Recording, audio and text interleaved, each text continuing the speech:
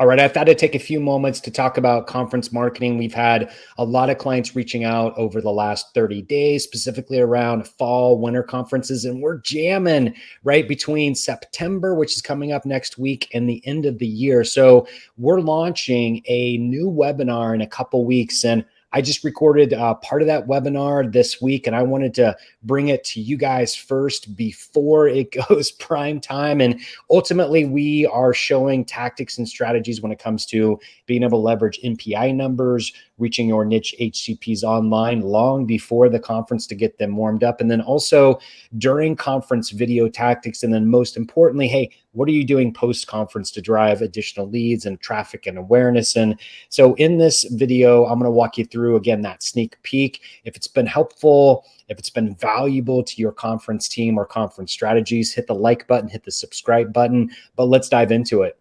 Hey, I'm excited. I'm going to walk you through the three-step conference strategy to ultimately achieve much higher booth and sponsored event attendance. The other thing we're going to focus on today is capturing the highest quality content from your actual booth. And I've got a couple different examples. And then finally, we want to help maximize your conversion rate from all those conference leads that you obviously worked hard on capturing. So there's going to be three steps that you're going to need to take to elevate your conference presence and obviously increase those post-conference leads, which we all want. The first step is we're going to create a much deeper amplification plan for both digital and video tactics that, of course, focus on your conferences. The amplification plan really starts with that pre-conference reaching those key audience segments ahead of time. And it's using a HCP targeting that I'm going to talk about in the next slide. And then also we're going to show you other targeting approaches. The other thing you want to do is obviously customize and personalize email outreach to increase those open rate and obviously get those booked meetings ahead of time.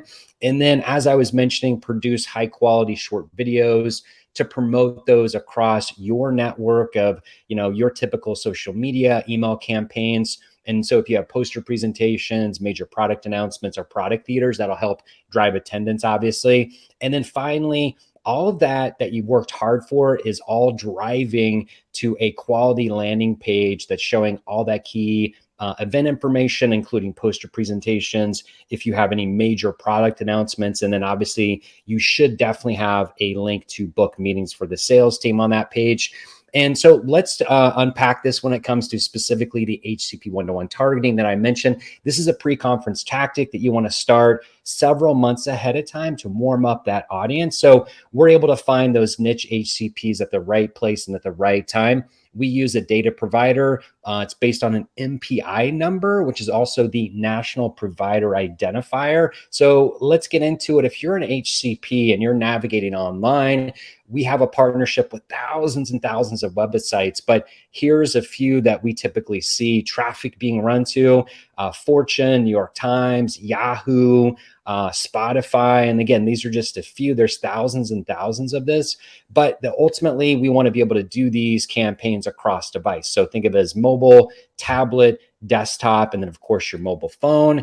And then we collaborate with our clients to be able to optimize, to maximize to your KPIs and drive those results. We look at it from an audience perspective. We look at where you're driving the traffic, whether it's to the website or to the landing page. We look at the creative to understand the ad formats. And there's like about 9 other factors that we really help maximize that optimization process. And this is just a very small sampling of us being able to reach that 99% of HCPs. And again, it's based on that NPI number, which is that National Provider Identifier. So there's these are just some of the specialties, as I mentioned. So anything from major specialties like medical oncologist, urologist, radiologist, anything when it comes to specialty, as long as they have an HCP NPI number, then we're able to target, and we can actually do a subset of HCPs as well. And I'm going to talk about a case study here in the next slide, but we're happy to send over all these different specialties and subspecialties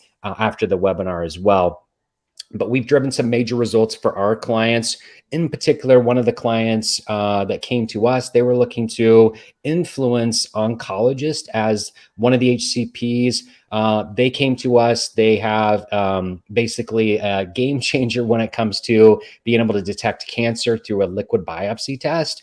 Their goal was really to generate awareness, as I was mentioning, for oncologists, but they're also looking to generate awareness with MPPAs. So that's the subset. So we worked with them to collaborate with those audience segments to be able to reach those oncologists. The other thing we wanted to do is really hone in on the ad spend and see how we can really maximize that based on reaching those oncologists. And the solution, we came back and this was their first HCP campaign. So targeting those oncologists and MPPAs that I mentioned, we created both a branded and unbranded campaign when it comes to the creative. So we definitely wanted to do some A/B testing.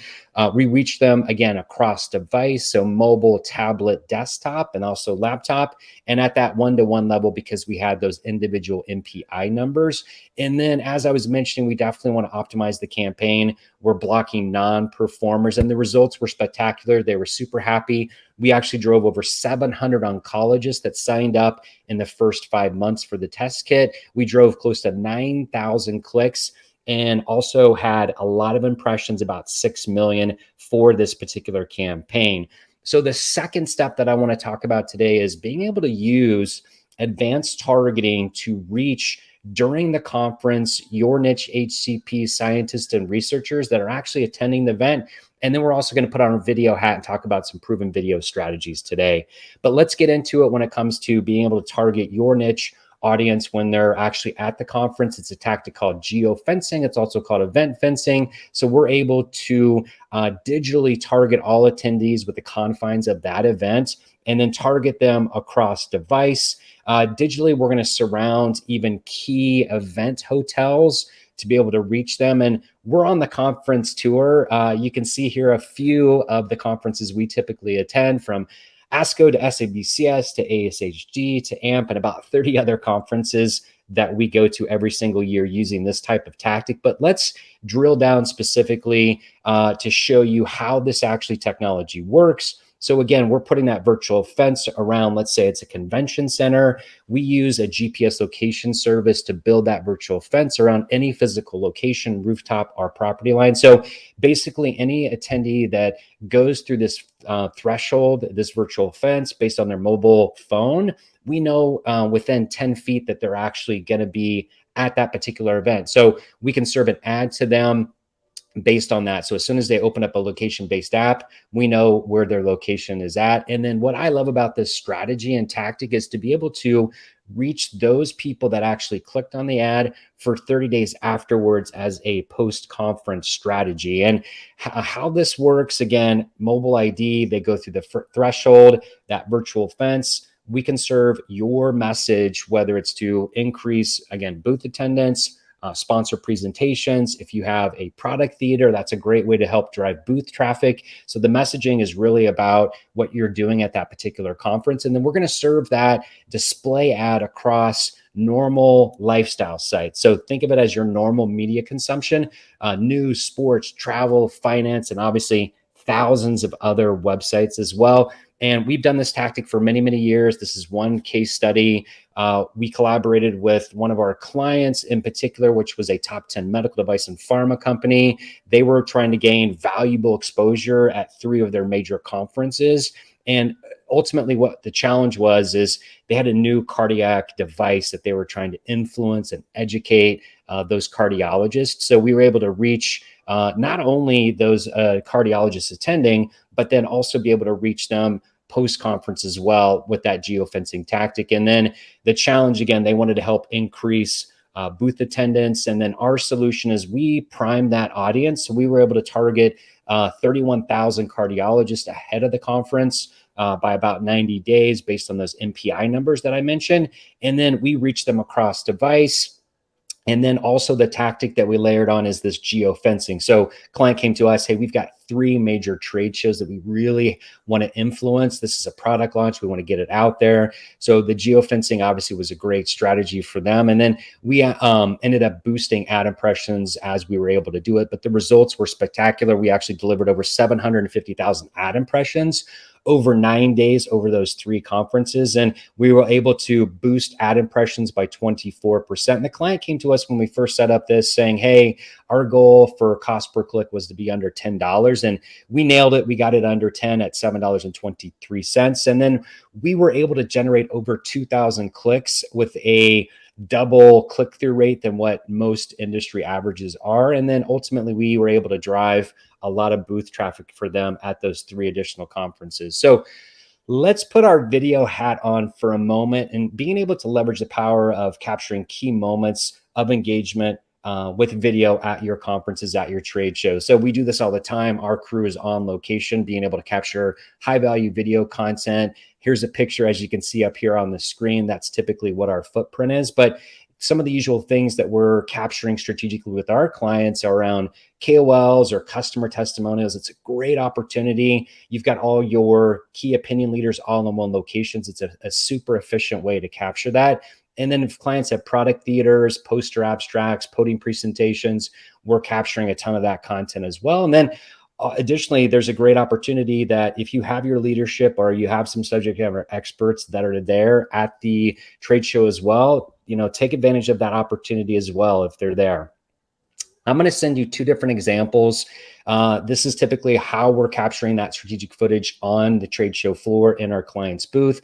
This is an example of more of a talking head. You can see the background is blurred out.